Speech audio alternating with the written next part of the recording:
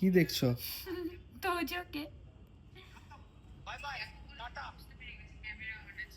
তোজোকে আমি না ওকে মিস করছি। তুমি যে কেন দিয়ে এলে, দিয়ে আসতেই হতো জানি।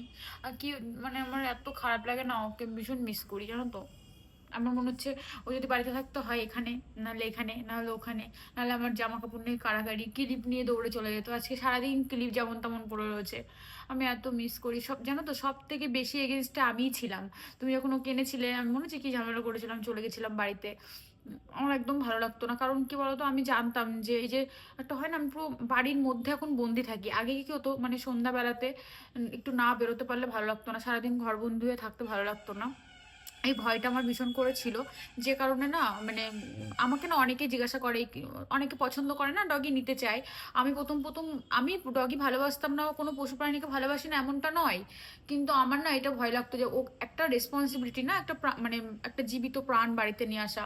তো আমার বরের তো মনে হয়েছিল যে একটা টেডি বিয়ারের মতো নিয়ে আসবো, ঠিক আছে, কিন্তু তারপরে হয় না যে আমি পুরো বন্দি হয়ে গেলাম।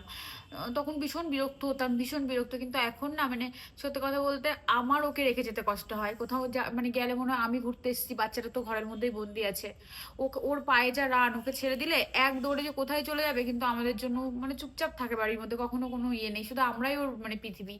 তো এই জিনিসগুলো বুঝতে আমার অনেক সময় লেগেছে। ওর 2.5 বছর বয়স হলো।